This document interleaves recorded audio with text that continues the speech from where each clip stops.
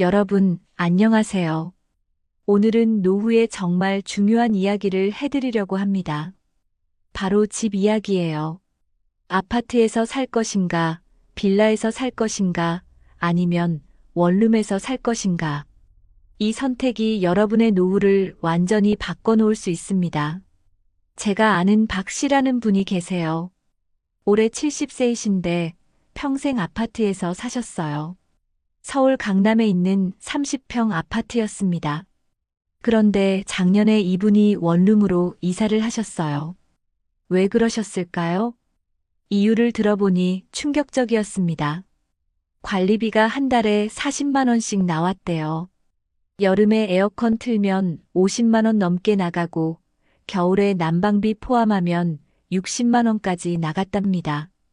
혼자 사시는데 관리비만 1년에 500만 원 이상 나간 거예요. 그래서 원룸으로 옮기셨는데 지금은 관리비가 한 달에 10만 원도 안 나간답니다. 1년이면 400만 원 이상을 절약하시는 거죠. 아파트 팔아서 나온 돈은 은행에 넣어두시고 이자로 생활비를 보태고 계세요. 이분 말씀이 진작 옮길 걸 그랬다고 하시더라고요. 아파트가 좋기는 한데 혼자 살기에는 너무 크고 관리비도 많이 나간다는 거예요. 원룸은 좁긴 하지만 관리하기 편하고 돈도 많이 안 든다고 하셨습니다. 그런데 반대 경우도 있어요. 빌라에서 살다가 아파트로 옮긴 분도 계시거든요. 왜 그러셨을까요? 이건 나중에 자세히 말씀드리겠습니다. 노후에 어디서 사느냐, 이게 정말 중요합니다. 잘못 선택하면 관리비 폭탄 맞고 건강 나빠지고 외로워지고 돈까지 잃을 수 있어요. 반대로 잘 선택하시면 편안하게 사시면서 돈도 아끼실 수 있습니다. 오늘 이 영상에서는 아파트, 빌라, 원룸의 장단점을 낱낱이 파헤쳐 드리겠습니다. 관리비는 얼마나 나가는지, 안전은 어떤지, 편의성은 어떤지, 실제 사례를 들어가면서 자세하게 말씀드릴게요. 그리고 매매로 살 것인지, 전세로 살 것인지, 월세로 살 것인지, 이것까지 다 알려드리겠습니다. 마지막에는 여러분의 상황에 맞는 선택 가이드까지 제공해 드릴 거예요. 자산이 얼마 있는지, 건강은 어떤지, 가족 구성은 어떤지에 따라서 최적의 선택이 다르거든요. 이 영상 하나면 노후 주거 문제는 해결됩니다. 준비되셨나요? 그럼 시작하겠습니다. 먼저 노후 주거를 선택할 때 꼭 봐야 하는 3가지 기준을 말씀드리겠습니다. 이 기준을 모르고 집을 선택하시면 나중에 후회하시게 돼요. 첫 번째 기준은 관리비와 유지비입니다. 노후에는 수입이 줄어드니까 고정 지출을 최대한 낮춰야 해요. 관리비가 한 달에 10만 원 나가는 것과 50만 원 나가는 것은 엄청난 차이입니다. 관리비에는 뭐가 포함되는지 아세요? 공동 전기세, 수도세, 청소비, 경비비, 승강기 유지비, 이런 것들이 다 들어갑니다. 아파트는 이게 비싸요. 왜냐하면 관리할 게 많거든요. 승강기도 있고, 경비실도 있고, 헬스장도 있고, 놀이터도 있고, 다 관리비로 나가는 겁니다. 빌라는 관리비가 저렴합니다. 보통 한 달에 5만 원에서 10만 원 정도 나가요. 승강기가 없는 경우도 많고, 경비도 없고, 관리 사무소도 없으니까요. 원룸도 비슷합니다. 한 달에 10만 원 안쪽이에요. 그런데 여기서 함정이 있어요. 관리비는 싸지만 유지비가 따로 나갈 수 있다는 겁니다. 예를 들어 보일러가 고장나면 수리비를 내가 내야 하고, 누수가 생기면 수리비를 내가 내야 하고, 아파트는 이런 게 관리비에 포함되는데 빌라나 원룸은 따로 내야 하는 경우가 많아요. 실제로 한 달 관리비를 비교해 볼게요. 서울 기준으로 말씀드리겠습니다. 아파트 30평형 혼자 거주하시는 경우 관리비가 한 달에 평균 30만 원에서 50만 원 정도 나갑니다. 여기에 전기세, 가스비 포함이에요. 여름철이나 겨울철에는 60만 원 넘게 나가기도 해요. 빌라 20평형 혼자 거주하시는 경우 관리비가 한 달에 평균 5만 원에서 10만 원 정도 나갑니다. 여기에 전기세, 가스비 추가하면 20만 원 정도 되고요. 원룸 10평형 혼자 거주하시는 경우 관리비가 한 달에 평균 3만 원에서 5만 원 정도 나갑니다. 전기세, 가스비 포함해서 15만 원 정도면 충분해요. 차이가 크죠? 아파트에서 한 달에 50만 원 내시는 분이 원룸으로 옮기시면 15만 원만 내시면 되니까 한 달에 35만 원을 아끼시는 겁니다. 1년이면 420만 원이에요. 10년이면 4,200만 원입니다. 두 번째 기준은 안전과 편의성입니다. 나이가 들수록 이게 중요해져요. 젊을 때는 계단 오르내리는 게 아무것도 아니지만 70 넘으시면 계단이 산이에요. 아파트는 승강기가 있어서 편합니다. 몇 층에 살든 버튼만 누르면 되니까요. 그리고 경비 아저씨가 있어서 안전해요. 택배도 경비실에 맡겨놓으면 되고 밤에 이상한 사람이 들어오는 것도 막아주시고 빌라는 대부분 승강기가 없어요. 특히 5층 이하 빌라는 승강기 설치 의무가 없거든요. 그래서 계단으로 오르내리셔야 합니다. 3층만 되어도 힘드실 거예요. 그리고 경비가 없으니까 치안이 좀 불안할 수 있어요. 원룸은 건물에 따라 다릅니다. 대형 오피스텔 같은 경우는 승강기도 있고 경비도 있어요. 그런데 작은 원룸 건물은 승강기도 없고 경비도 없는 경우가 많습니다. 편의 시설도 중요해요. 병원, 약국, 마트, 은행, 이런 게 가까이 있어야 합니다. 노후에는 병원 자주 가시잖아요. 집에서 10분 거리에 병원이 있는 것과 30분 거리에 있는 것은 큰 차이예요. 아파트 단지는 보통 교통이 좋은 곳에 있고 주변에 편의 시설이 많습니다. 대형마트도 가깝고 병원도 가깝고 반면 빌라는 주택가 골목에 있는 경우가 많아서 마트나 병원이 좀 멀 수 있어요.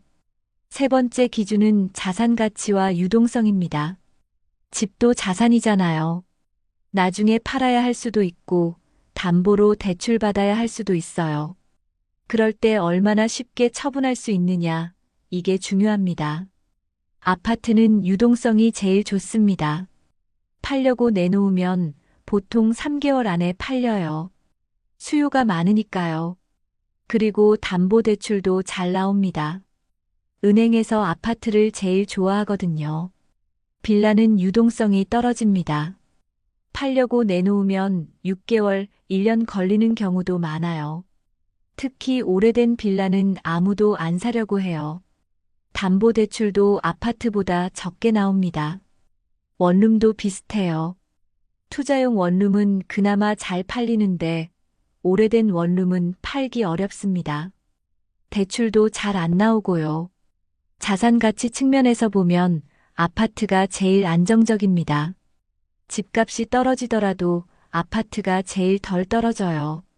빌라나 원룸은 집값 떨어질 때 더 많이 떨어집니다. 자, 이 세 가지 기준을 머릿속에 넣어두시고 이제 각 주거 형태를 자세히 살펴보겠습니다.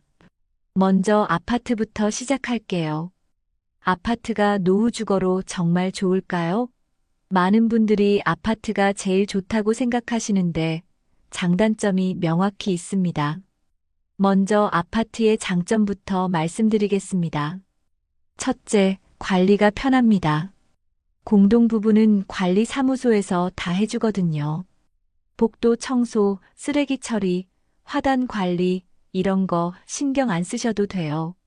집 앞만 관리하시면 됩니다. 둘째, 안전합니다. 경비 아저씨가 24시간 있으시고 CCTV도 많고 출입문도 철저하게 관리돼요. 밤에 혼자 계셔도 무섭지 않습니다. 셋째, 승강기가 있어서 편합니다. 무거운 짐 들고 계단 오를 필요 없어요. 장 보고 오셔도 승강기 타고 편하게 올라가시면 됩니다. 넷째, 커뮤니티 시설이 있습니다. 헬스장, 독서실, 경로당, 이런 게 단지 안에 있어요. 운동하러 멀리 갈 필요 없이 아래층 가시면 되고, 이웃들과 경로당에서 친목도 다지실 수 있어요. 다섯째, 교통과 편의 시설이 좋습니다. 대형 아파트 단지는 보통 역 근처에 있고, 버스 정류장도 가깝고, 마트나 병원도 근처에 있어요. 여섯째, 자산 가치가 안정적입니다. 아파트는 집값이 떨어져도 크게 안 떨어지고, 올라갈 때는 많이 올라요. 그리고 팔 때도 쉽게 팔립니다. 이렇게 보면 아파트가 완벽해 보이죠? 그런데 단점도 만만치 않습니다. 첫째, 관리비가 비쌉니다. 앞에서 말씀드렸듯이 한 달에 30만 원에서 50만 원씩 나가요. 혼자 사시는데 이 정도 관리비 내시면 부담되시죠? 실제로 제가 아는 이 씨라는 분이 계세요. 68세이신데 서울 목동의 40평 아파트에 혼자 사세요. 남편 돌아가시고 자녀들은 다 분가했어요. 이분 한 달 관리비가 50만 원 정도 나온대요. 여름에 에어컨 켜면 60만 원까지 나가고 겨울에 난방비 포함하면 70만 원 가까이 나간다고 하세요. 국민연금이 한 달에 90만 원 받으시는데 관리비만 50만 원 나가니까 생활비가 40만 원밖에 안 남는 거예요. 그래서 이분이 고민 중이시래요. 아파트를 팔고 작은 데로 이사 갈까? 아니면 그냥 여기서 살까? 자녀들은 이사 가라고 하는데 본인은 20년 넘게 산 동네라서 정이 들어서 떠나기 싫으시대요. 둘째, 층간소음 문제가 있습니다. 위층에서 쿵쿵거리면 스트레스 받으시잖아요. 특히 어린아이 있는 집이 위층에 있으면 하루 종일 시끄러워요. 노인분들은 예민하시니까 이게 큰 문제가 될 수 있습니다. 셋째, 이웃 간 갈등이 생길 수 있습니다. 아파트는 많은 사람들이 모여 사니까 갈등도 많아요. 주차 문제로 싸우고, 소음 문제로 싸우고, 반려동물 문제로 싸우고, 나이 드신 분들은 이런 갈등이 힘드세요. 넷째, 넓은 공간이 부담될 수 있습니다. 30평, 40평 되는 집을 혼자 살면 관리하기 힘들어요. 청소하는 것도 힘들고 난방비도 많이 나가고 방이 여러 개 있어도 안 쓰는 방은 그냥 창고가 되어버리거든요. 다섯째, 재산세가 비쌉니다. 아파트 한 채 가격이 몇억 원이면 재산세도 만만치 않아요. 1년에 100만 원 이상 나가는 경우도 많습니다. 그럼 아파트가 적합한 사람은 누구일까요? 첫째, 자산이 충분하신 분입니다. 관리비 부담 없이 내실 수 있고 넓은 집 유지할 여유가 있으신 분이면 아파트가 제일 좋아요. 둘째, 건강이 안 좋으신 분입니다. 거동이 불편하시면 승강기 있는 아파트가 필수예요. 계단 오르내리기 힘드시니까요. 셋째, 사람 만나는 걸 좋아하시는 분입니다. 아파트 단지는 경로당도 있고 산책로도 있고 이웃들 만날 기회가 많아요. 외롭지 않으시려면 아파트가 좋습니다. 반대로 아파트가 부적합한 사람은 누구일까요?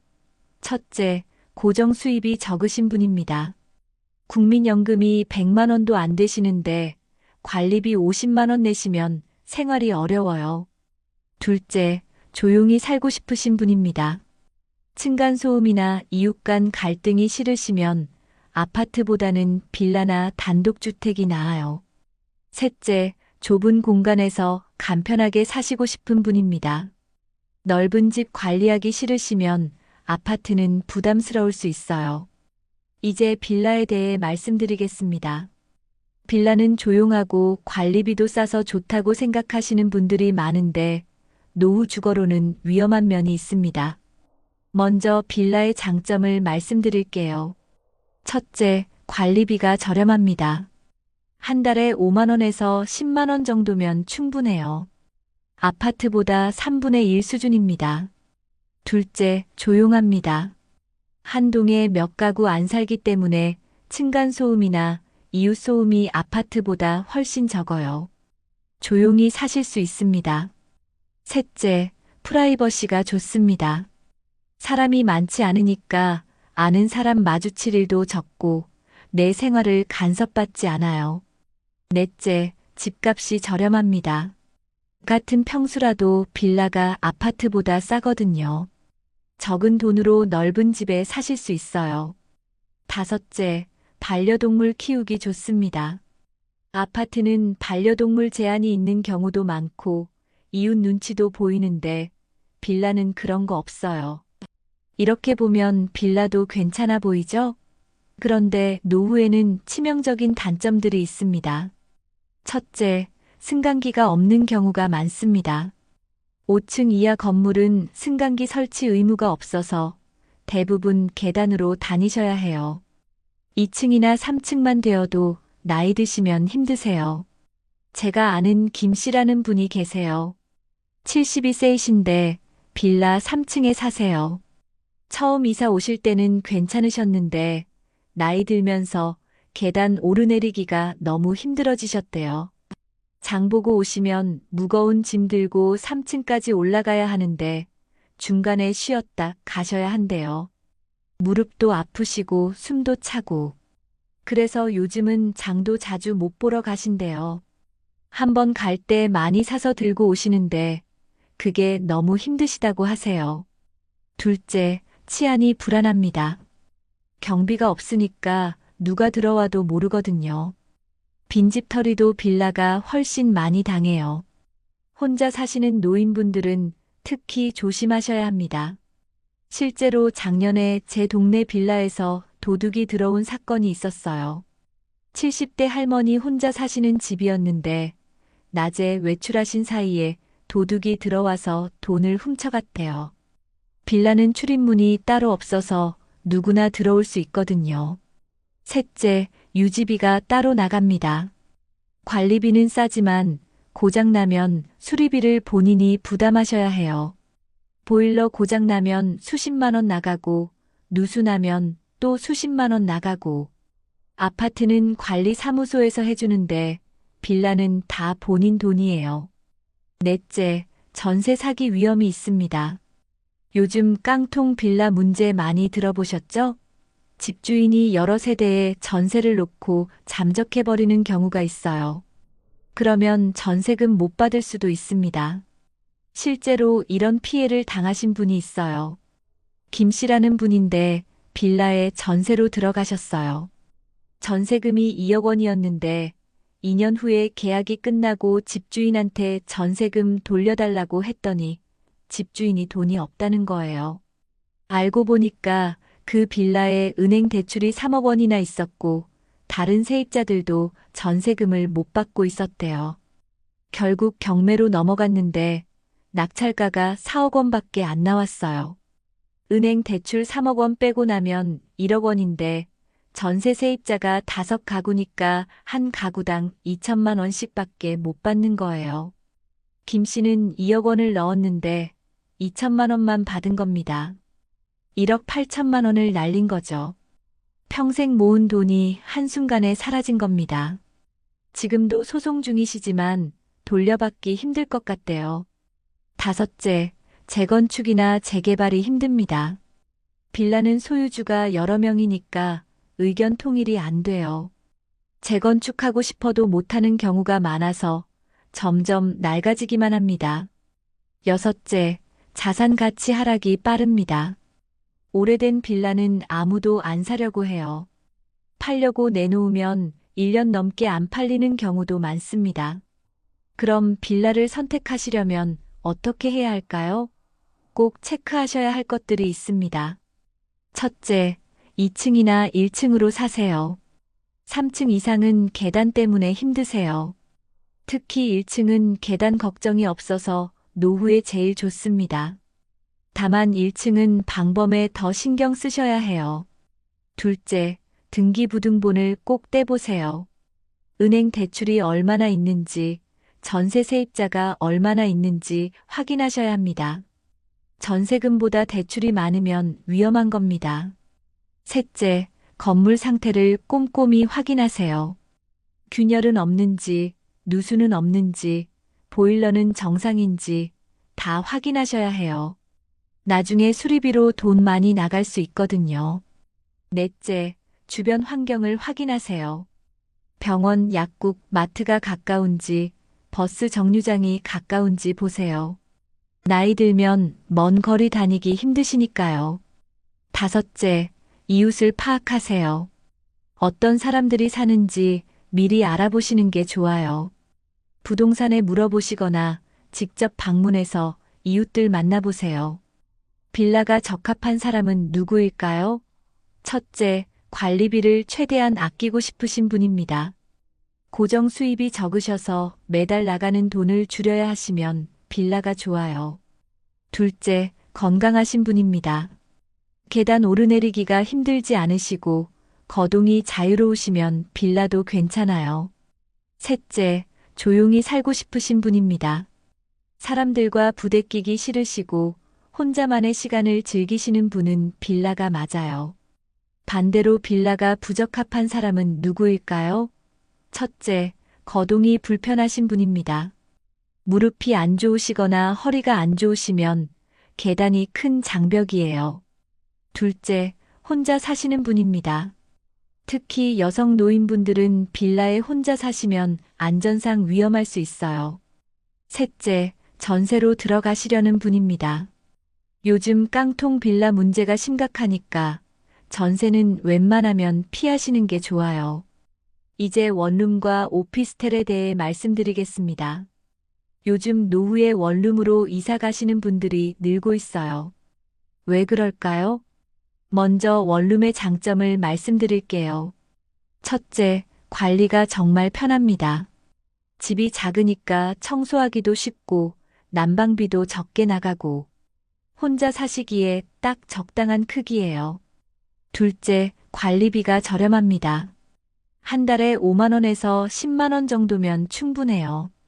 전기세, 가스비 다 합쳐도 15만 원이면 돼요. 셋째, 월세가 아파트나 빌라보다 싸니까 초기 비용이 적게 듭니다. 보증금 1,000만 원에 월세 50만 원 이런 식으로 살 수 있어요. 넷째, 위치가 좋은 곳이 많습니다. 역세권에 있는 원룸이 많아서 교통이 편리해요.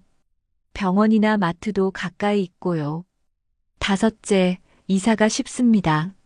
짐이 많지 않으시면 간단하게 이사하실 수 있어요. 환경 바꾸고 싶으시면 부담 없이 이사하실 수 있습니다. 실제로 원룸으로 이사하신 분의 이야기를 들어볼게요. 최 씨라는 분인데 65세이세요. 이분은 원래 아파트에서 사셨는데 배우자가 돌아가시고 혼자 살게 되면서 원룸으로 이사하셨어요. 이유를 물어봤더니 아파트가 너무 크고 관리하기 힘들었대요. 방이 3개인데 혼자 쓰니까 2개 방은 그냥 창고가 되어버렸고 청소하는 것도 힘들었대요. 관리비도 한 달에 40만 원씩 나가서 부담스러웠고요. 그래서 역세권에 있는 원룸으로 이사하셨는데 지금은 너무 만족하신대요. 집이 작아서 청소하기도 쉽고 관리비도 한 달에 5만 원밖에 안 나가고 여기 가까워서 어디든 다니기 편하고 마트도 바로 앞에 있어서 장보기도 편하대요. 아파트 팔아서 나온 돈은 은행에 넣어두시고 이자로 생활비를 보태고 계시대요. 월세는 50만 원인데 관리비 포함해도 60만 원이면 되니까 아파트 살 때보다 훨씬 경제적이라고 하세요. 그런데 원룸에도 단점이 있습니다. 첫째, 좁습니다. 보통 10평 내외인데 침대 놓고 옷장 놓으면 공간이 거의 없어요. 답답하게 느껴지실 수 있습니다. 둘째, 손님 맞기 힘듭니다.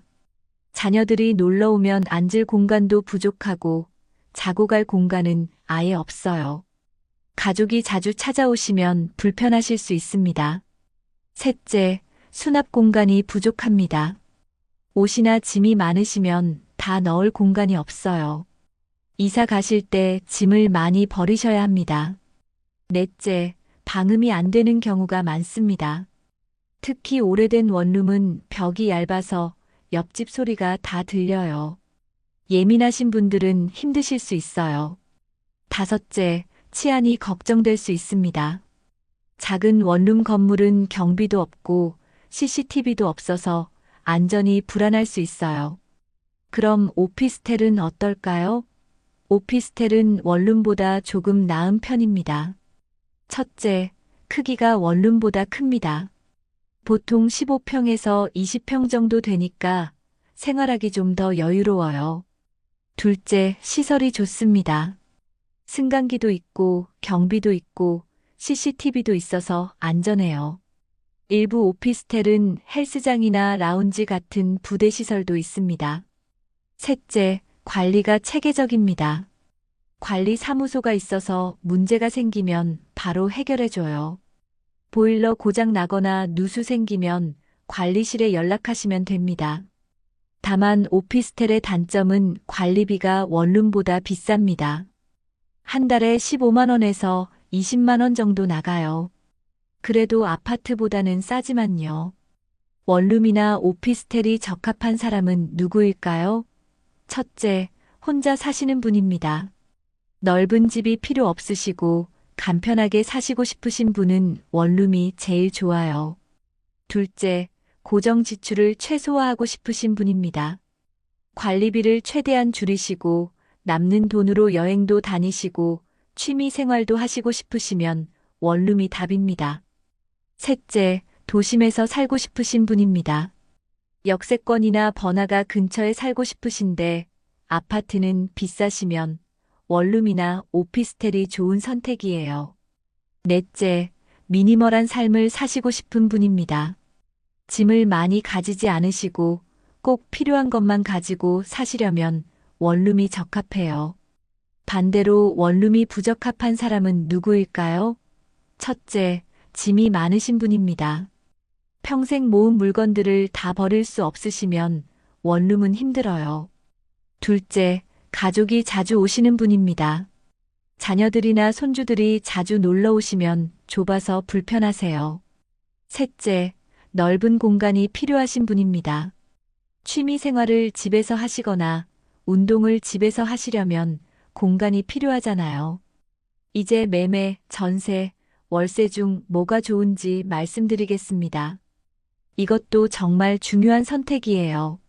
먼저 매매의 장단점입니다. 매매는 집을 사는 거죠. 장점은 내 집이라는 안정감이 있다는 겁니다. 집주인 눈치 안 보고 언제까지든 살 수 있어요. 또 집값이 오르면 자산 가치가 증가합니다. 5년 전에 5억 원에 산 집이 지금 7억 원이 됐으면 2억 원의 수익이 생긴 거예요. 그리고 담보대출을 받을 수 있습니다. 급하게 돈이 필요하면 집을 담보로 대출받으실 수 있어요. 하지만 단점도 있습니다.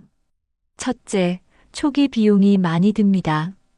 집을 사려면 몇억 원이 필요하잖아요. 목돈이 없으시면 불가능해요. 둘째, 유동성이 떨어집니다. 급하게 현금이 필요할 때 집을 바로 팔 수 없어요. 팔려면 몇 개월은 걸립니다. 셋째, 집값 하락 위험이 있습니다. 집값이 떨어지면 자산 가치가 줄어들어요. 5억 원에 샀는데 4억 원으로 떨어지면 1억 원 손해를 보는 거예요. 넷째, 관리비와 재산세를 내야 합니다. 집주인은 이런 비용을 다 부담하셔야 해요. 다음은 전세의 장단점입니다. 전세는 보증금을 맡기고 월세 없이 사는 거죠. 장점은 월세가 없다는 겁니다. 보증금만 맡기면 2년 동안 월세 없이 살 수 있어요. 또 보증금을 돌려받을 수 있습니다. 2년 후에 이사 나갈 때 보증금을 돌려받으니까 자산이 묶여 있긴 하지만 잃는 건 아니에요. 그리고 집주인이 관리하니까 큰 수리는 집주인이 해줘요. 보일러 고장이나 누수 같은 건 집주인 책임입니다. 하지만 단점도 있습니다. 첫째, 보증금이 많이 필요합니다. 서울 기준으로 전세 보증금이 최소 1억 원은 넘어요. 목돈이 없으시면 불가능해요. 둘째, 2년마다 이사를 가셔야 할 수도 있습니다. 집주인이 재계약을 안 해주면 나가셔야 해요. 나이 드셔서 이사 다니는 게 힘드세요. 셋째, 전세금을 못 받을 위험이 있습니다. 앞에서 말씀드린 깡통 빌라 같은 경우죠. 집주인이 잠적하거나 파산하면 전세금을 못 받을 수도 있어요. 넷째, 전세 대출 이자를 내야 할 수도 있습니다. 보증금이 부족해서 대출을 받으시면 매달 이자를 내셔야 해요. 마지막으로 월세의 장단점입니다. 월세는 적은 보증금에 매달 월세를 내는 거죠. 장점은 초기 비용이 적다는 겁니다. 보증금 1,000만 원이면 들어갈 수 있는 집도 많아요. 또 이사가 자유롭습니다. 계약 기간만 지키시면 언제든 이사 가실 수 있어요. 환경 바꾸고 싶으시면 부담 없이 이사하시면 됩니다. 그리고 큰 목돈이 묶이지 않습니다. 보증금이 적으니까 나머지 돈은 다른 용도로 쓰실 수 있어요. 예금에 넣어서 이자 받으시거나 투자하시거나. 하지만 단점도 있습니다. 첫째, 매달 월세를 내야 합니다. 월세가 50만 원이면 1년에 600만 원, 10년이면 6천만 원이에요. 장기적으로 보면 큰 돈입니다. 둘째, 월세가 오를 수 있습니다. 재계약할 때 집주인이 월세를 올리면 부담이 늘어나요. 셋째, 노후 불안감이 있습니다. 평생 월세를 내야 하니까 마음이 불안하실 수 있어요. 그럼 실제로 비용을 계산해 볼까요? 10년 기준으로 비교해 드리겠습니다. 매매로 5억 원짜리 아파트를 산 경우 초기 비용이 5억 원입니다.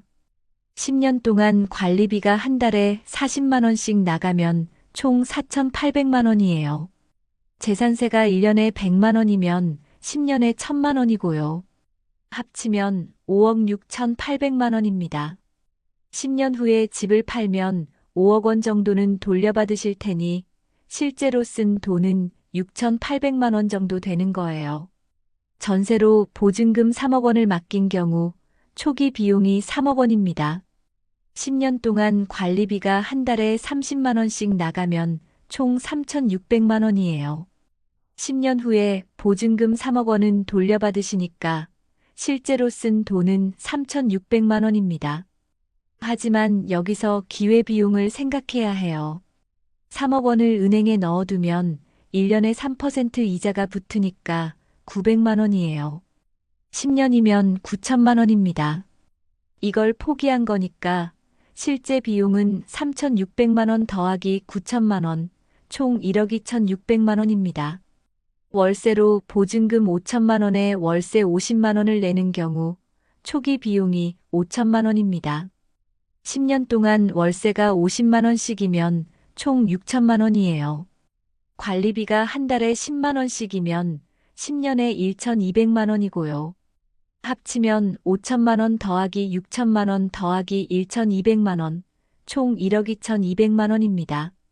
10년 후에 보증금 5천만 원은 돌려받으시니까 실제로 쓴 돈은 7,200만 원입니다. 정리해 볼게요.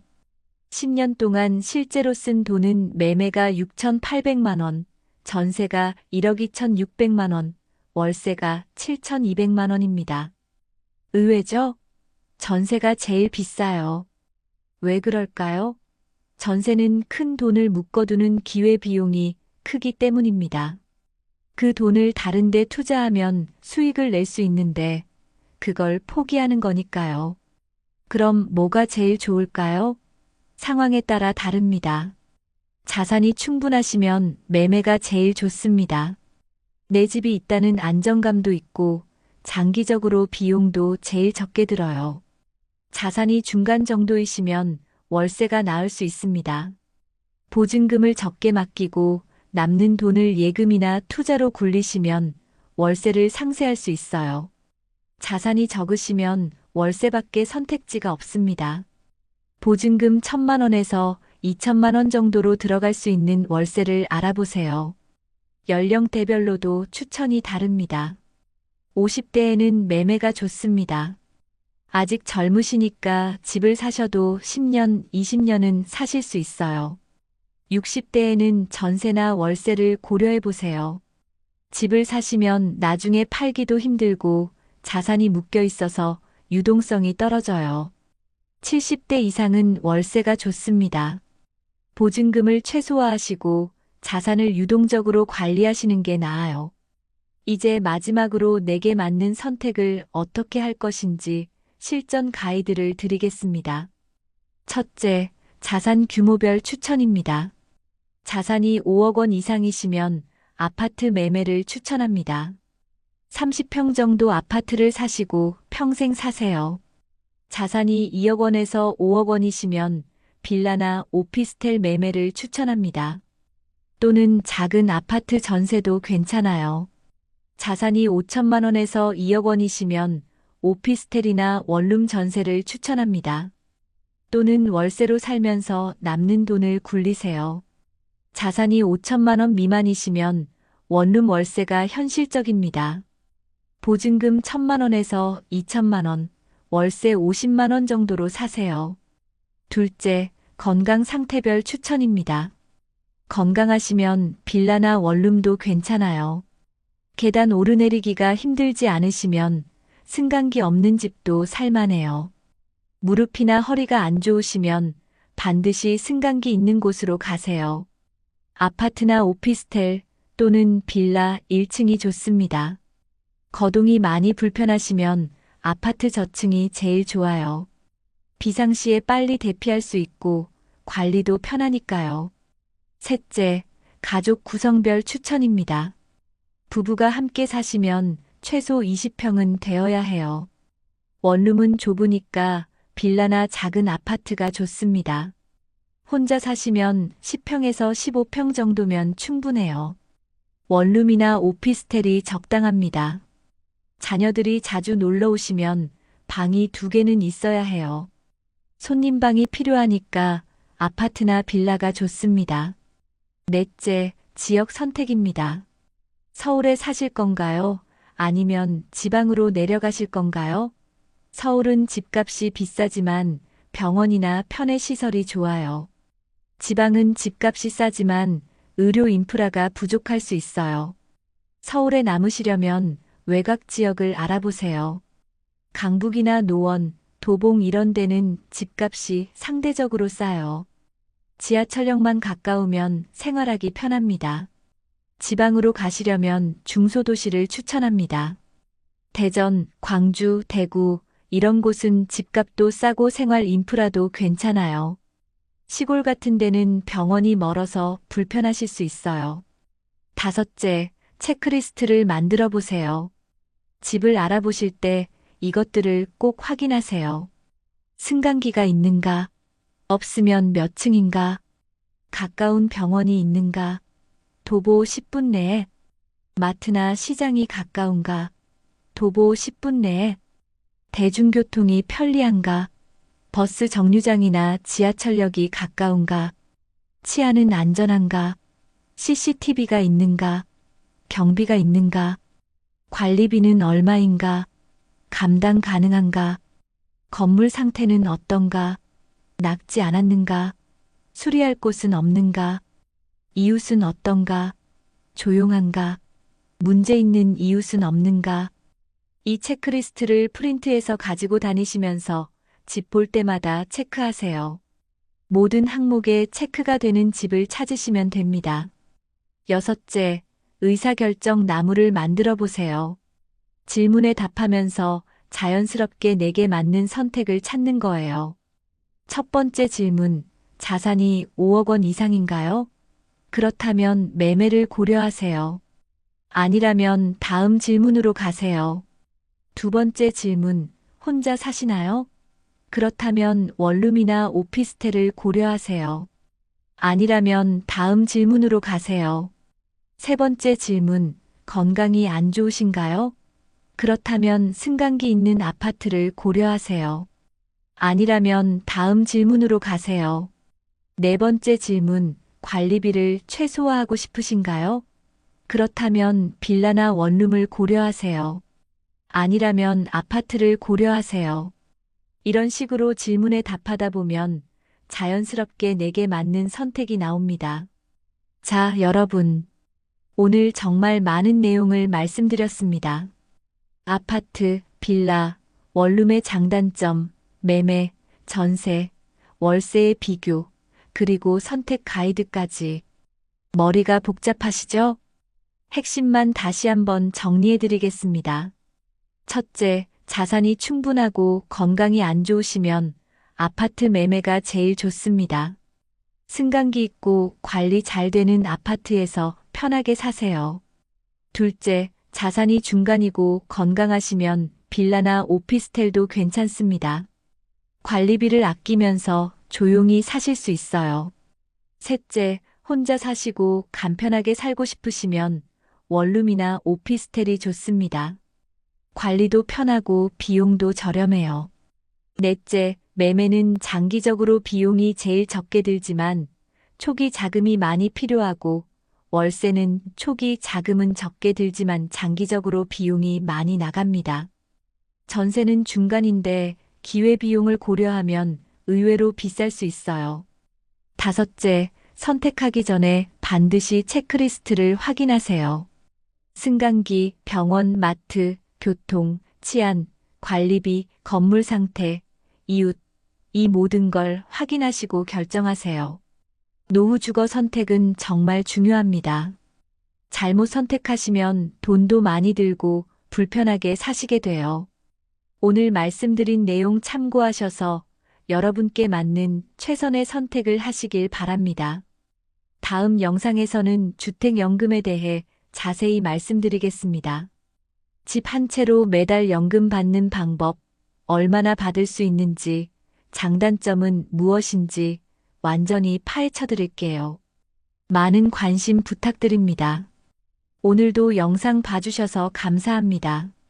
여러분의 노후가 편안하고 행복하기를 진심으로 바랍니다. 다음 영상에서 뵙겠습니다. 새벽 5시 30분. 아직 해가 뜨기 전 어둠 속에서 갑자기 구급차 사이렌 소리가 들렸습니다. 우리 동네 4, 5층 아파트였어요. 70대 중반 되신 분이 화장실에서 쓰러지셨다고 했습니다. 그 집 옆에 사시는 분이 제게 말씀하셨어요. 요즘 아침마다 구급차 소리가 들린다고요. 대부분 새벽이나 이른 아침 시간이래요. 왜 하필 아침일까요? 우연일까요? 아닙니다. 통계를 보면 놀라운 사실을 발견할 수 있습니다. 뇌혈관이 막히거나 터지는 사고의 60%가 아침 시간대에 발생합니다. 특히 오전 6시부터 10시 사이에 집중되어 있어요. 더 충격적인 건 이겁니다. 그중 절반 이상이 화장실에서 일어납니다. 침실에서 화장실로 가는 짧은 거리, 불과 몇 미터 사이에서 인생이 바뀌는 겁니다. 하지만 오늘 여러분께 희망적인 소식을 전해드리려 합니다. 살아남은 사람들, 아니 더 정확히 말하면 애초에 이런 위험을 피한 사람들에게는 공통점이 있었습니다. 그들은 특별한 약을 먹은 것도 아니고 비싼 치료를 받은 것도 아니었습니다. 단지 아침에 눈 뜨고 나서 하는 행동의 순서를 조금 바꿨을 뿐이었어요. 여러분, 지금부터 제가 들려드릴 이야기는 여러분의 아침을, 그리고 인생을 완전히 바꿀 수 있습니다. 과장이 아닙니다.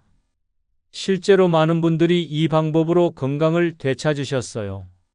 저는 20년 넘게 병원에서 뇌혈관 질환 환자들을 만나왔습니다. 수많은 분들이 쓰러져서 응급실로 실려오는 것을 봤어요. 그때마다 안타까웠습니다. 조금만 일찍 알았더라면, 조금만 일찍 준비했더라면 막을 수 있었을 텐데 하고요. 오늘 이 시간 끝까지 함께 해주신다면 여러분은 그 비밀을 알게 되실 겁니다. 그리고 내일 아침부터 당장 실천하실 수 있어요. 준비되셨나요? 그럼 시작해 보겠습니다. 먼저 이것부터 이해하셔야 합니다. 우리가 잠들어 있는 8시간 동안 우리 몸에서 무슨 일이 벌어지는지 말이죠. 상상해 보세요. 저녁 10시에 주무시러 누우셨습니다. 그 순간부터 다음날 아침 6시까지 무려 8시간 동안 물 한 방울 드시지 못합니다. 당연한 이야기죠? 잠들어 계시니까요. 그런데 이 8시간 동안 우리 몸에서는 계속 수분이 빠져나갑니다. 호흡할 때마다 입과 코로 수증기가 나가요. 피부를 통해서도 조금씩 증발합니다. 밤새 화장실도 한두 번 가시잖아요? 그렇게 수분이 계속 빠져나가는데 보충은 안 되니까 어떻게 될까요? 우리 피가 점점 걸쭉해집니다. 묽은 된장찌개가 시간이 지나면서 점점 되직해지는 것처럼요. 의학 용어로는 혈액의 점도가 높아진다고 표현합니다. 쉽게 말하면 피가 끈적끈적해진다는 뜻이에요. 새벽 5시쯤 되면 피의 끈적함이 평소보다 20%나 더 높아져 있습니다. 끈적한 피는 어떻게 될까요? 혈관을 따라 흐르기가 힘들어집니다. 특히 가는 혈관일수록 더 힘들어요. 뇌로 가는 혈관은 머리카락보다 가는 것도 많습니다. 그런 좁은 통로를 끈적한 피가 지나가려니 얼마나 힘들겠어요. 게다가 밤사이 우리 몸의 지방 성분들이 혈관벽에 달라붙습니다. 콜레스테롤, 중성지방 같은 것들이요.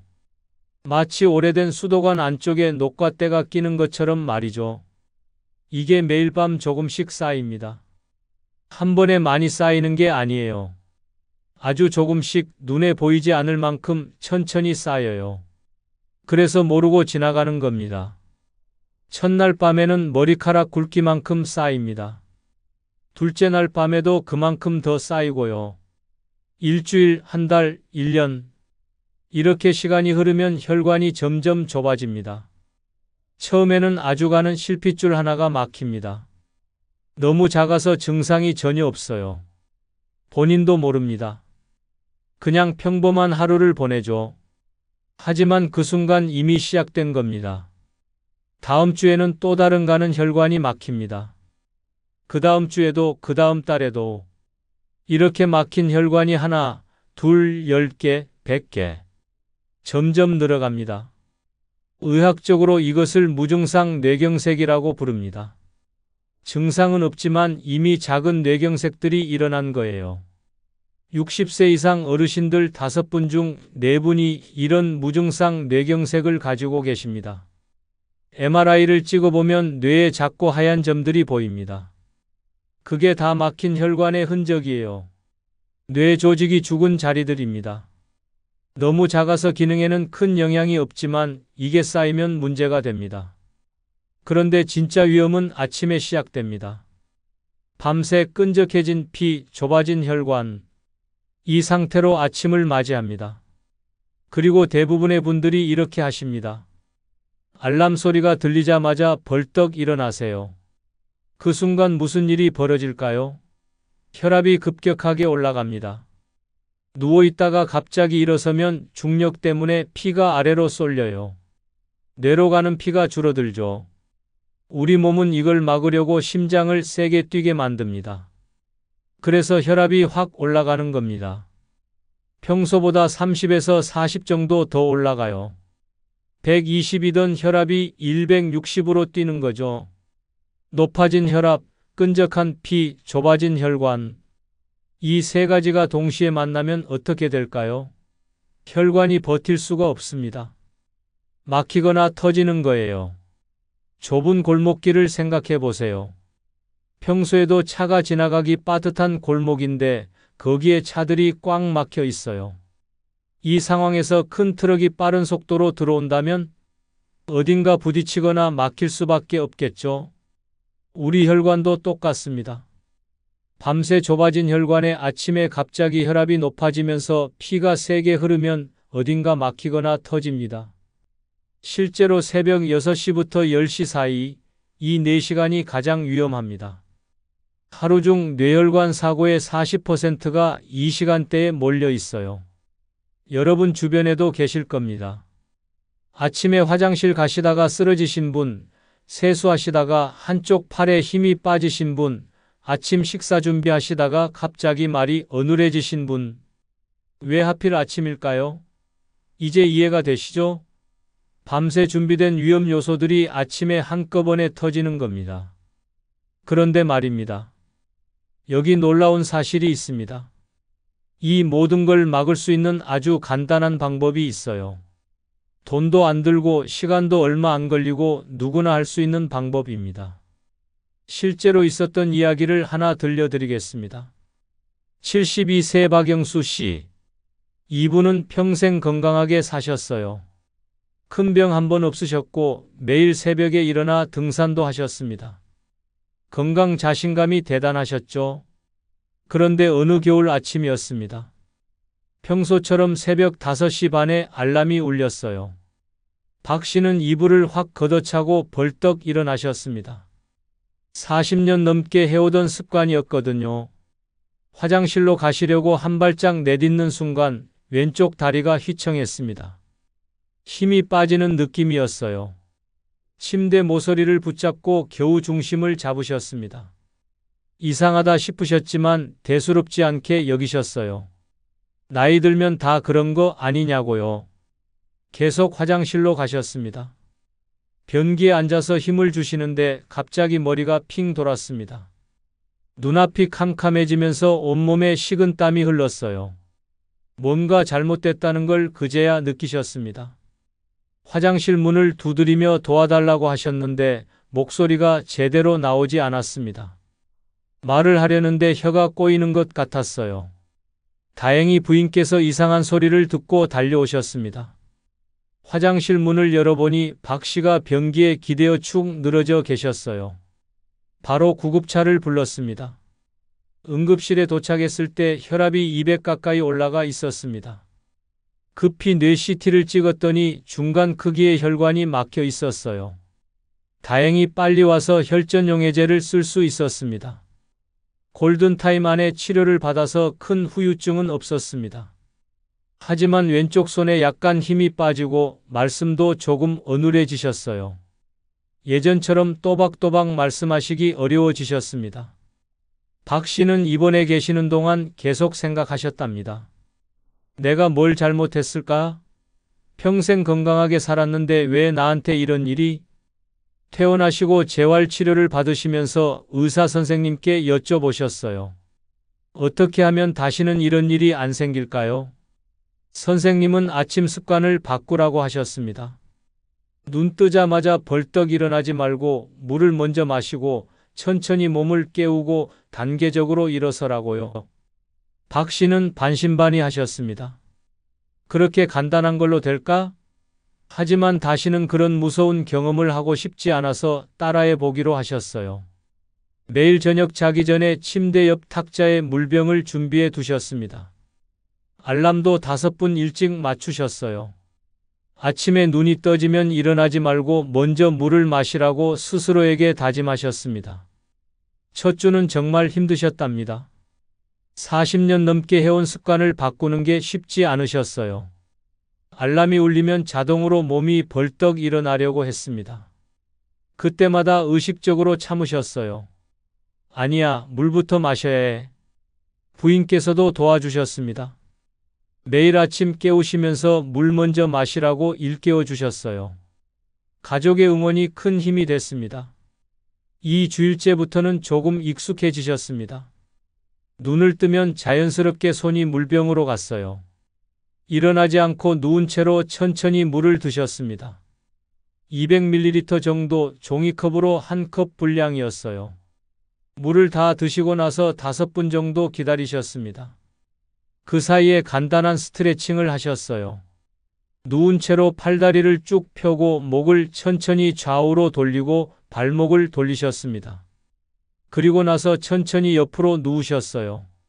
오른쪽으로 몸을 돌려서 다리를 침대 밖으로 내리시면서 팔로 몸을 지탱해 앉으셨습니다. 앉은 채로 30초 정도 기다리셨어요. 심호흡을 3번 하시면서요. 마지막으로 침대 모서리를 잡고 천천히 일어서셨습니다. 일어서서도 바로 걷지 않으시고 잠깐 서 계셨어요. 몸의 균형을 잡으시는 거죠. 이 모든 과정이 10분 정도 걸렸습니다. 예전에는 알람 울리고 1분 만에 화장실에 가셨는데 이제는 10분을 투자하신 겁니다. 한 달쯤 지나자 몸이 달라지는 걸 느끼셨습니다. 아침에 일어날 때 어지럼증이 없어졌어요. 머리도 덜 무겁고 개운했습니다. 하루 종일 몸이 가벼운 느낌이었어요. 석 달 후 병원에 정기검진을 가셨습니다. 혈압을 재보니 놀라운 변화가 있었어요. 예전에는 약을 먹어도 140에서 150을 오르내렸는데 이제는 120으로 안정됐습니다. 담당 선생님도 신기해하셨어요. 어떻게 관리하시냐고 물으셨죠. 박 씨는 아침 습관을 바꿨다고 말씀드렸습니다. 선생님은 잘하셨다며 칭찬하셨어요. 6개월 후에는 더 놀라운 일이 있었습니다. 혈압약을 절반으로 줄일 수 있었어요. 물론 선생님과 상의해서 천천히 줄여나갔습니다. 갑자기 끊으면 위험하니까요. 1년 후 박 씨는 혈압약을 완전히 끊으셨습니다. MRI 검사도 다시 받으셨는데 새로운 막힘이 생기지 않았어요. 오히려 작은 혈관들이 더 생겨서 혈류가 좋아졌다고 하셨습니다. 지금 박 씨는 76세이신데 또래보다 훨씬 건강하세요. 매일 아침 산책도 나가시고 한 달에 2번은 등산도 가십니다. 손주들과 여행도 자주 다니시고요. 박 씨가 말씀하세요. 그때 쓰러진 게 오히려 축복이었다고요. 그 일이 없었다면 계속 잘못된 습관으로 살았을 거라고, 더 큰 사고가 났을지도 모른다고 하십니다. 이제 박 씨는 주변 분들에게도 아침 습관의 중요성을 알려주신답니다. 경로당에 가시면 다른 어르신들께 이야기하시고 자녀분들한테도 부모님 아침 습관 확인하라고 당부하신대요. 작은 습관 하나가 박 씨의 인생을 완전히 바꿔놓았습니다. 여러분도 하실 수 있습니다. 박 씨처럼 거창한 변화가 필요한 게 아니에요. 그저 아침에 눈 뜨고 나서 하는 행동의 순서만 바꾸면 됩니다. 구체적으로 어떻게 해야 할까요? 하나씩 자세히 알려드리겠습니다. 첫 번째, 눈 뜨자마자 물 한 잔 마시기. 가장 먼저 해야 할 것이 이겁니다. 알람이 울리면 일어나지 마세요. 누운 채로 물병에 손을 뻗으세요. 그래서 침대 바로 옆에 물을 준비해 두시는 게 중요합니다. 200ml 정도면 충분합니다. 종이컵으로 한 컵, 작은 생수병의 절반 정도예요. 한 번에 벌컥벌컥 마시지 마시고 천천히 드세요. 5분 정도 걸려서 조금씩 마시는 게 좋습니다. 물 온도도 중요합니다. 차가운 물은 피하세요. 특히 겨울철에 찬물을 마시면 혈관이 갑자기 수축됩니다. 그럼 오히려 역효과가 나요. 미지근한 물이 가장 좋습니다. 체온과 비슷한 온도의 물이 흡수도 빠르고 혈관에도 부담이 없어요. 전날 저녁에 보온병에 물을 준비해 두시는 것도 좋은 방법입니다. 겨울철에는 특히 도움이 됩니다. 새벽에 일어나서 미지근한 물을 바로 드실 수 있으니까요. 물에 레몬을 조금 타 드시면 더 좋습니다. 레몬 반 개를 짜서 넣으세요. 레몬에는 비타민C가 풍부해서 혈관벽을 튼튼하게 만들어줍니다. 혈관에 쌓인 찌꺼기를 분해하는 효과도 있고요. 여기에 꿀 한 숟가락을 더하면 금상첨화입니다. 꿀은 천연 에너지원이에요. 밤새 굶은 몸에 부드럽게 에너지를 공급해 줍니다. 혈당도 급격하게 오르지 않고 천천히 안정적으로 올라가요. 레몬 꿀물이 번거로우시면 그냥 미지근한 물만 드셔도 됩니다. 중요한 건 물을 마시는 습관 자체예요. 왜 물이 이렇게 중요할까요? 밤새 우리 몸에서 빠져나간 수분을 보충하는 겁니다. 끈적해진 혈액을 묽게 만드는 거죠. 서울의 한 대학병원에서 60세 이상 어르신 500명을 5년 동안 추적 조사했습니다. 아침에 물을 마시는 습관이 있는 분들은 그렇지 않은 분들보다 뇌혈관 사고가 40%나 적게 발생했어요. 단지 물 한 잔의 차이였습니다. 하지만 그 효과는 어마어마했습니다. 물을 마시면 30분 안에 혈액이 묽어집니다. 끈적하던 피가 흐르기 시작하는 거예요. 뇌로 가는 혈류량도 늘어납니다. 그래서 아침에 머리가 맑아지는 걸 느낄 수 있어요. 두 번째, 침대에서 하는 부드러운 스트레칭. 물을 다 드셨으면 5분 정도 기다리세요. 그 사이에 간단한 스트레칭을 하시는 겁니다. 침대에서 일어나지 않고 누운 채로 하는 동작들이에요. 먼저 양팔을 머리 위로 쭉 뻗으세요. 발끝도 아래로 쭉 펴고요. 온몸을 늘린다는 느낌으로 10초 동안 유지하세요. 이걸 3번 반복하면 됩니다. 고양이가 기지개 켜는 모습 떠올려 보세요. 잠에서 깨면 온몸을 쭉 펴잖아요. 우리도 똑같이 하는 겁니다. 이 동작만으로도 혈액순환이 좋아집니다. 밤새 굳어있던 근육과 혈관이 깨어나는 거예요. 다음은 목 돌리기입니다. 고개를 천천히 오른쪽으로 돌리세요. 5번 돌리시고요. 그 다음 왼쪽으로도 5번 돌리세요. 이때 주의할 점이 있습니다. 절대 빠르게 돌리시면 안 됩니다. 아주 천천히 한 바퀴 도는데 5초 정도 걸리게 돌리세요. 빠르게 돌리면 목에 무리가 가고 어지러울 수 있어요. 뇌로 가는 혈관이 목을 지나갑니다. 경동맥이라는 혈관인데 뇌에 혈액을 공급하는 중요한 통로예요. 목을 부드럽게 풀어주면 이 혈관이 이완되면서 혈류가 좋아집니다. 마지막으로 다리 운동입니다. 누운 채로 무릎을 구부렸다 폈다 하세요. 천천히 10번만 하시면 됩니다. 이 동작은 하체에 고여있던 혈액을 순환시킵니다. 밤새 누워 계시면 다리의 혈액이 고이거든요. 이 운동으로 다리의 혈액을 심장 쪽으로 되돌려 보내는 겁니다. 이 3가지 동작을 다 해도 5분이면 충분합니다. 귀찮게 느껴지실 수 있어요. 하지만 해보시면 몸이 달라지는 걸 느끼실 겁니다. 아침에 훨씬 개운하고 머리도 맑아져요. 한 연구에 따르면 아침 스트레칭을 하는 사람들은 하지 않는 사람들보다 뇌 혈류량이 20% 증가했다고 합니다. 뇌로 가는 피가 그만큼 많아진다는 뜻이에요. 3번째, 천천히 단계적으로 일어나기. 스트레칭까지 끝냈으면 이제 일어나실 차례입니다. 하지만 절대 벌떡 일어나시면 안 됩니다. 반드시 단계를 거쳐서 천천히 일어나세요. 먼저 옆으로 누우세요. 오른쪽이든 왼쪽이든 편한 쪽으로요. 그 상태에서 다리를 침대 밖으로 천천히 내리세요. 다리가 바닥에 닿으면 팔로 몸을 지탱하면서 천천히 앉으세요.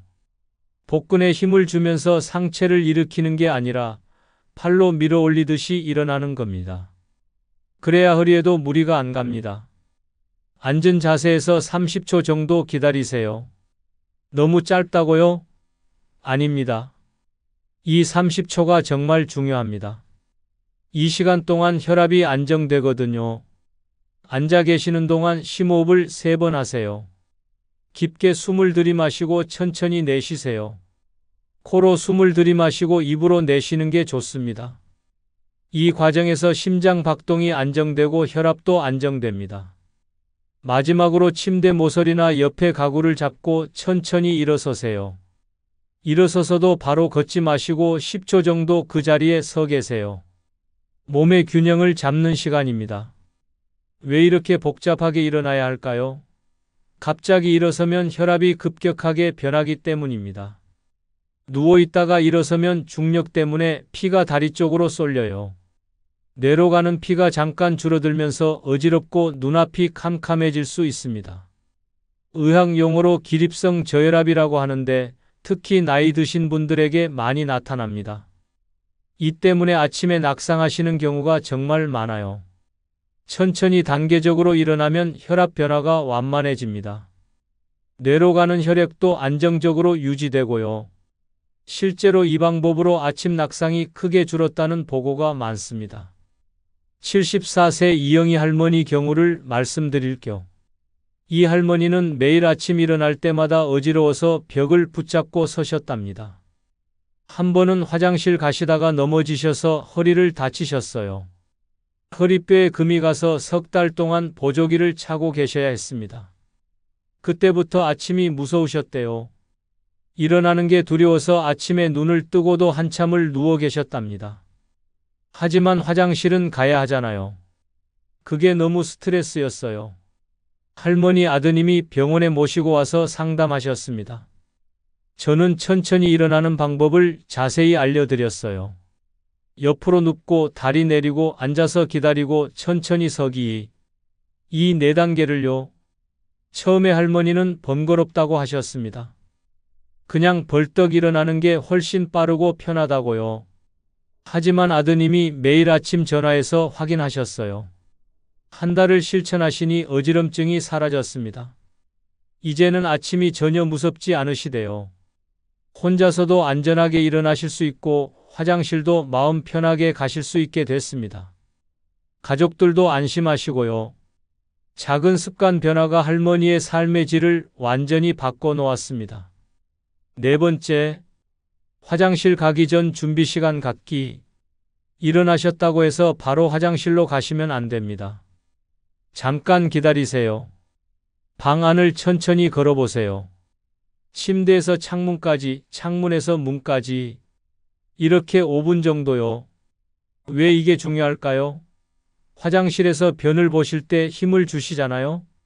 그 순간 혈압이 확 올라갑니다. 평소보다 50 정도 올라갈 수 있어요. 아직 몸이 덜 깬 상태에서 이렇게 혈압이 급격히 오르면 정말 위험합니다. 실제로 화장실에서 쓰러지시는 분들이 정말 많아요. 의학적으로 발살바 효과라고 하는데요. 숨을 참고 힘을 주면 가슴 안쪽 압력이 올라갑니다. 그러면 심장으로 돌아오는 피가 줄어들어요. 심장이 짜내는 피도 줄고요. 그러다가 힘을 풀면 갑자기 혈압이 확 올라갑니다. 바로 이 순간이 위험한 겁니다. 혈관이 막히거나 터질 수 있어요. 그래서 화장실 가기 전에 충분히 몸을 깨워야 합니다. 방 안을 천천히 걸으시면 심장 박동이 조금 빨라지면서 혈액순환이 좋아집니다. 장 운동도 활발해져서 오히려 변을 보기가 더 수월해집니다. 최소한 일어나신 후 10분은 기다리셨다가 화장실에 가세요. 그 10분 동안 방 안을 걷거나 창밖을 보거나 가벼운 스트레칭을 더 하셔도 좋습니다. 다섯 번째, 씻기 전에 물 한 잔 더 마시기. 화장실 다녀오시고 씻기 전에 물을 한 잔 더 드세요. 아침에 일어나서 첫 잔, 씻기 전 한 잔, 총 2잔이에요. 이 정도면 하루를 시작하는데 충분한 수분입니다. 연구에 따르면 아침에 물 2잔을 마시는 사람들은 한 잔만 마시는 사람들보다 혈액이 30% 더 맑았다고 합니다. 물을 충분히 마시면 혈액이 묽어져서 혈관을 잘 흐릅니다. 뇌에도 산소가 충분히 공급되고요. 그래서 아침부터 머리가 맑고 집중력이 좋아집니다. 소화도 잘 되고 변비 예방에도 도움이 됩니다. 지금까지 아침에 눈 뜨고 나서 해야 할 5가지를 말씀드렸습니다. 물 마시기, 스트레칭하기, 천천히 일어나기, 준비 시간 갖기, 물 한 잔 더 마시기. 간단하죠? 하지만 효과는 정말 강력합니다. 이것들만 지켜도 아침 뇌혈관 사고 위험이 절반으로 줄어듭니다. 그런데 아침 습관만큼 중요한 게 또 있습니다. 바로 하루 종일 무엇을 먹느냐예요. 아무리 아침을 잘 챙겨도 나쁜 음식을 계속 먹으면 소용없거든요. 혈관을 깨끗하게 만드는 음식이 따로 있습니다. 뇌혈관에 특히 좋은 음식들을 지금부터 알려드리겠습니다. 첫째, 바다에서 온 보양 마이너스 등푸른 생선. 고등어, 삼치, 꽁치 같은 등푸른 생선이 정말 좋습니다. 이런 생선에는 오메가3 지방산이 풍부해요. 오메가3은 혈액을 맑게 만듭니다. 끈적한 피를 묽게 하는 거죠. 서울의 한 대학에서 60세 이상 어르신 2,000명을 10년 동안 추적 조사했습니다. 일주일에 3번 이상 등푸른 생선을 드시는 분들은 그렇지 않은 분들보다 뇌혈관 사고 발생률이 50%나 낮았어요. 심장혈관 사고 위험도 40% 낮았고요. 오메가3은 혈관벽에 쌓인 찌꺼기를 분해합니다. 염증도 줄여주고요. 혈전이 생기는 것도 막아줍니다. 게다가 나쁜 콜레스테롤은 낮추고 좋은 콜레스테롤은 높입니다. 일주일에 2~3번만 드셔도 효과가 있습니다. 구워 드셔도 좋고 졸여 드셔도 좋아요. 다만 튀기는 건 피하세요. 기름에 튀기면 오메가3이 파괴됩니다. 오히려 몸에 해로운 성분이 생기고요. 생선이 부담스러우시면 견과류를 드세요. 호두나 아몬드에도 오메가3이 들어 있습니다. 하루 한 줌 약 30g이면 충분해요. 너무 많이 드시면 칼로리가 높아서 살이 찔 수 있으니 적당히 드세요. 둘째, 초록빛 보약 마이너스 채소의 힘. 채소도 정말 중요합니다. 특히 초록색 채소가 좋아요. 시금치, 케일, 브로콜리 같은 것들이죠. 이런 채소에는 엽산이 많습니다. 엽산은 혈관을 보호하는 성분이에요. 혈관이 손상되는 걸 막아줍니다. 또 혈액 속 나쁜 물질을 줄여줍니다. 특히 호모시스테인이라는 물질이 있는데요. 이게 많으면 혈관벽이 상하고 혈전이 생기기 쉽습니다. 엽산이 이걸 막아주는 거예요. 채소는 매일 2끼 이상 드세요. 다양한 색깔로 드시는 게 좋습니다. 초록색만 드시지 말고 빨강, 노랑, 보라색도 섞어서요. 색깔마다 들어있는 영양소가 다릅니다. 빨간 채소에는 라이코펜이, 노란 채소에는 베타카로틴이, 보라색 채소에는 안토시아닌이 풍부합니다. 다양하게 드실수록 혈관에 좋아요. 생으로 드셔도 좋고 익혀 드셔도 좋습니다. 하지만 너무 오래 익히면 영양소가 파괴됩니다. 살짝 데치거나 볶는 게 좋아요. 셋째, 통곡물로 바꾸기. 흰쌀밥 대신 잡곡밥을 드세요.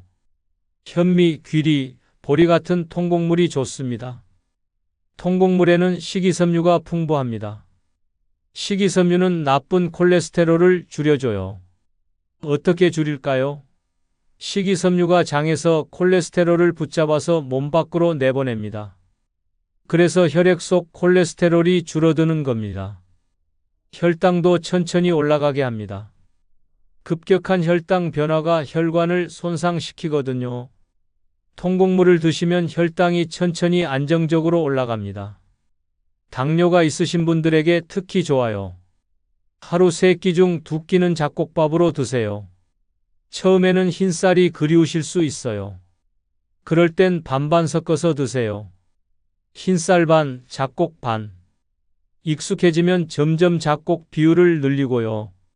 최종적으로는 잡곡 70%, 흰쌀 30% 정도가 좋습니다. 넷째, 절대 피해야 할 위험한 음식들. 좋은 음식만큼 중요한 게 나쁜 음식을 피하는 겁니다. 혈관에 최악인 음식들이 있거든요. 가공육은 정말 조심하셔야 합니다. 햄, 소시지, 베이컨 같은 거요. 이런 음식에 나트륨이 정말 많아요. 한 조각에 하루 권장량의 절반이 들어 있습니다. 나트륨은 혈압을 올립니다. 높은 혈압이 혈관을 손상시키죠. 튀김 음식도 위험합니다.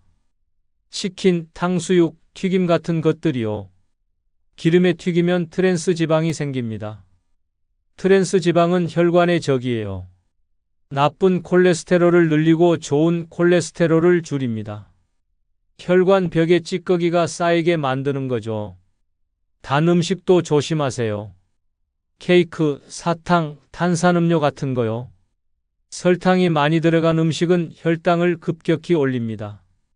급격한 혈당 상승이 혈관벽을 손상시켜요. 혈관이 딱딱해지고 좁아지는 겁니다. 하지만 너무 걱정하지는 마세요. 가끔 드시는 건 괜찮아요. 한 달에 한두 번 정도는 괜찮거든요. 중요한 건 매일 드시지 않는 겁니다. 80대 20의 법칙을 기억하세요. 80%는 좋은 음식, 20%는 좋아하는 음식, 대부분의 날은 좋은 음식으로 채우시면 됩니다. 다섯째, 규칙적인 식사 시간. 식사는 규칙적으로 하세요. 매일 같은 시간에 드시는 게 좋습니다. 우리 몸은 리듬을 좋아해요. 규칙적이면 몸이 적응합니다. 혈압도 혈당도 안정되고요. 아침은 7시에서 8시 사이, 점심은 12시에서 1시 사이, 저녁은 6시에서 7시 사이가 좋습니다. 매일 이 시간을 지키려고 노력하세요. 저녁은 특히 일찍 드세요. 잠자기 3시간 전에는 드셔야 해요. 늦게 드시면 혈당이 높은 채로 주무시게 됩니다. 밤새 높은 혈당이 혈관을 손상시켜요. 게다가 소화도 안 되고 숙면도 방해받습니다. 70세 김철수 할아버지 이야기를 들려드릴게요. 할아버지는 10년 넘게 고혈압과 당뇨를 앓고 계셨습니다. 매일 약을 드셨지만 혈압이 잘 조절되지 않았어요. 150에서 160을 오르내렸거든요. 자주 어지럽고 손발이 저렸습니다. 특히 아침에 일어나면 머리가 무겁고 목이 뻐근했어요. 병원에 오셔서 상담했더니 식습관에 문제가 많았습니다. 아침은 거르시고 점심은 대충 드시고 저녁만 잔뜩 드셨어요. 게다가 저녁을 9시나 10시에 드셨습니다. 잠자기 1시간 전에 배불리 드시는 거예요. 식단도 문제였습니다. 고기를 좋아하셔서 매일 삼겹살이나 갈비를 드셨어요. 채소는 거의 안 드셨고요. 과일도 안 드시고 탄산음료를 자주 드셨습니다. 저는 할아버지께 식습관을 완전히 바꾸라고 했습니다. 아침을 꼭 드시고 매일 같은 시간에 드시고 등푸른 생선과 채소를 많이 드시고 저녁은 일찍 드시라고요. 처음에는 힘들어 하셨습니다. 평생 해오던 습관을 바꾸는 게 쉽지 않으셨거든요. 하지만 며느리와 아드님이 도와주셨어요. 매일 식단을 챙겨주시고 식사 시간을 함께 지켜주셨습니다. 한 달쯤 지나자 몸이 달라지는 걸 느끼셨습니다. 아침에 일어나면 머리가 덜 무겁고 어지럼증도 줄었어요. 석 달 후 병원에 오셨을 때 깜짝 놀랐습니다. 혈압이 150에서 130으로 떨어졌어요. 약은 그대로인데 혈압이 낮아진 거예요. 혈당도 안정됐고요. 6개월 후에는 약을 줄일 수 있었습니다. 1년 후에는 혈압약을 절반으로 줄였어요. 물론 의사와 상의해서 천천히 줄여나갔습니다. 지금 할아버지는 73세이신데 또래보다 훨씬 건강하세요. 매일 산책도 나가시고 손주들과 여행도 다니십니다. 식습관 하나 바꿨을 뿐인데 인생이 달라진 거예요. 6째, 매일 걷는 습관. 운동도 빼놓을 수 없습니다. 특히 걷기가 최고예요. 하루 30분만 걸어도 뇌혈관 사고 위험이 40% 줄어듭니다. 격렬한 운동은 필요 없습니다. 편하게 걸으시면 됩니다. 언제 걸으시면 좋을까요? 아침 식사 후 30분, 저녁 식사 후 30분. 하루 2번이면 충분해요. 빠르게 걸으실 필요 없습니다. 대화할 수 있을 정도의 속도면 됩니다. 옆 사람과 이야기 나누면서 걸을 수 있는 속도요. 걷기는 최고의 운동입니다. 특히 뇌혈관에 좋아요. 걸으면 심장이 펌프질을 합니다. 혈액이 온몸을 돌죠. 뇌로 가는 혈류도 좋아집니다. 매일 걸으면 새로운 혈관이 생기기도 합니다. 기존 혈관이 막혀도 새로운 우회로가 생기는 거예요. 이걸 측부순환이라고 하는데 정말 신기한 우리 몸의 능력입니다. 날씨가 나쁘면 집 안에서라도 걸으세요. 제자리 걸음도 좋습니다. 중요한 건 매일 하는 겁니다. 7째, 충분한 수면. 잠을 잘 자야 혈관이 회복됩니다. 밤에 우리 몸은 스스로 치유해요. 손상된 혈관을 고치는 거죠. 잠을 못 자면 이 과정이 제대로 안 됩니다. 하루 7시간은 주무세요. 10시에 주무시고 5시에 일어나시는 게 좋습니다. 규칙적인 수면이 중요해요. 매일 같은 시간에 주무시고 일어나세요. 우리 몸은 리듬을 좋아합니다. 규칙적이면 몸이 적응해요. 잠자기 1시간 전에는 핸드폰 끄세요. 파란 불빛이 수면을 방해합니다. 멜라토닌이라는 수면 호르몬 분비를 막거든요. TV도 끄시고 조명도 어둡게 하세요. 여기까지가 식습관과 생활 습관입니다. 이제 마지막으로 정말 중요한 걸 말씀드리겠습니다. 바로 위험 신호를 알아차리는 법입니다. 뇌혈관 사고에는 전조 증상이 있습니다. 미리 몸이 신호를 보내요. 이 신호를 알아차리면 큰 사고를 막을 수 있습니다. 첫 번째 신호, 갑자기 한쪽 팔다리에 힘이 빠집니다. 젓가락을 떨어뜨리거나 걷다가 주저앉는 거예요. 이게 몇 분 지속되다가 괜찮아집니다. 그래서 대수롭지 않게 여기고 넘어가는 경우가 많아요. 절대 그러시면 안 됩니다. 두 번째 신호, 말이 갑자기 어눌해집니다. 혀가 꼬이는 것처럼 발음이 부정확해져요. 하고 싶은 말이 생각나지 않기도 합니다. 이것도 잠깐 나타났다가 사라집니다. 세 번째 신호, 한쪽 눈이 갑자기 안 보입니다. 커튼을 친 것처럼 시야가 가려져요. 또는 물체가 두 개로 보입니다. 이것도 몇 분 후 괜찮아집니다. 네 번째 신호, 갑자기 심한 두통이 옵니다. 지금까지 경험해보지 못한 강렬한 통증이에요. 머리를 망치로 맞은 것 같다고 표현하시는 분들이 많습니다. 다섯 번째 신호, 갑자기 어지럽고 균형을 잡기 어렵습니다. 걷다가 한쪽으로 쏠리거나 비틀거립니다. 이런 증상이 하나라도 나타나면 즉시 병원에 가세요. 설령 증상이 사라졌어도 반드시 병원에 가셔야 합니다.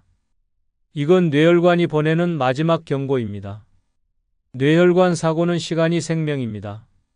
증상이 나타나고 3시간 안에 병원에 가야 해요. 이 시간을 골든타임이라고 합니다. 골든타임을 놓치면 치료 효과가 크게 떨어집니다. 주변 가족들도 이 증상들을 알고 계셔야 합니다. 본인은 판단력이 흐려져서 대수롭지 않게 여길 수 있거든요. 가족이 알아차리고 병원에 데려가는 게 정말 중요합니다. 자, 이제 정리해 보겠습니다.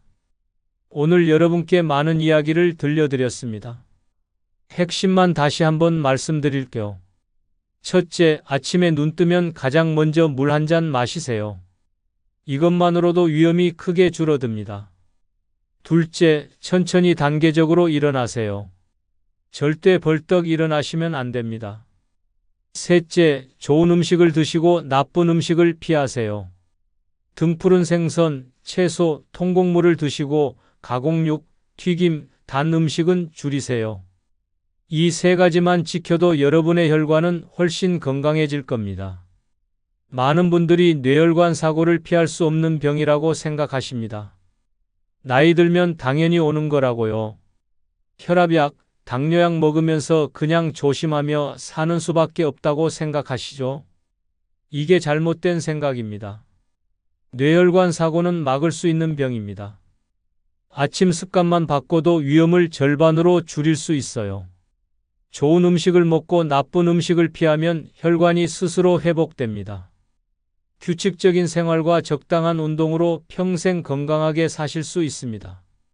반대로 잘못 관리하면 어떻게 될까요?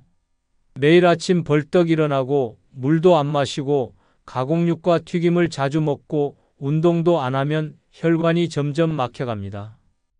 처음에는 작은 혈관부터 막힙니다. 증상이 없어서 모르고 지나가죠. 하지만 계속 쌓입니다. 그러다 어느 날 갑자기 쓰러집니다. 한쪽 팔다리를 못 쓰게 되거나 말을 못 하게 됩니다. 심하면 의식을 잃어요. 응급실에 가도 이미 늦은 경우가 많습니다. 뇌세포는 한번 죽으면 다시 살아나지 않거든요. 그래서 재활치료를 받아야 합니다. 몇 달, 때로는 몇 년씩요. 하지만 완전히 회복되는 경우는 드뭅니다. 대부분 장애를 안고 살아가요. 평생 누군가의 도움 없이는 살 수 없게 되는 겁니다. 가족들도 힘듭니다. 간병하느라 지쳐가요. 경제적으로도 부담이 크고요. 반대로 제대로 관리하면 어떻게 될까요? 매일 아침 물 마시고 스트레칭하고 천천히 일어나고 등푸른 생선과 채소를 먹고 규칙적으로 운동하면 혈관이 깨끗해집니다. 혈압이 정상으로 돌아옵니다. 혈당도 안정됩니다. 약을 줄이거나 끊을 수도 있어요. 물론 의사 선생님과 상의해서 천천히요. 몸이 가벼워지고 머리도 맑아집니다. 아침에 일어나면 개운하고 하루 종일 활기차요. 80세가 넘어도 건강하게 손주들과 여행 다니실 수 있습니다. 등산도 하고 친구들과 만나고 취미 생활도 즐기고요. 병원 신세 안 지고 독립적으로 사실 수 있습니다. 이게 진짜 건강한 노년입니다. 오늘 당장 실천할 수 있는 단 하나를 제안한다면 이겁니다. 내일 아침 눈 뜨면 가장 먼저 물 한 잔 마시세요. 침대 옆에 물병을 준비해 두시고요. 그게 시작입니다. 처음에는 어색할 겁니다. 눈 뜨면 습관적으로 일어나려고 할 거예요. 하지만 참으세요. 물부터 마시세요. 일주일만 하시면 익숙해집니다. 2주일 하시면 안 하는 게 오히려 이상해집니다. 한 달 하시면 완전히 습관이 됩니다. 이 작은 습관 하나가 여러분의 인생을 바꿀 겁니다. 뇌혈관 사고를 막을 수 있고 치매도 예방할 수 있어요.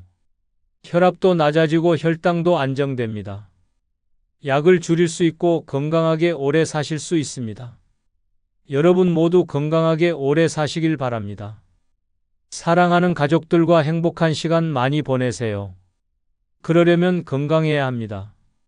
오늘 배운 습관들 꼭 실천하세요. 내일 아침부터 시작하세요. 미루지 마세요. 오늘이 가장 빠른 날입니다. 이 정보가 도움이 되셨나요? 주변에 꼭 필요한 분들께 이 내용을 알려주세요. 한 사람이라도 더 알았으면 좋겠습니다. 생명을 살리는 정보니까요. 여러분 부모님께, 형제자매께, 친구분들께 꼭 전해주세요. 구독과 좋아요, 알림 설정도 해두시면 건강 정보를 빠짐없이 받아보실 수 있습니다. 앞으로도 여러분의 건강을 지키는 정보를 계속 전해드리겠습니다. 마지막으로 여러분께 질문 하나 드릴게요. 내일 아침 눈 뜨면 가장 먼저 뭘 하실 건가요? 댓글로 약속해 주세요. 물 한 잔 마시겠다고요. 여러분의 다짐이 여러분을 지킬 겁니다. 약속하세요. 꼭 지키세요. 건강한 하루 보내세요. 감사합니다.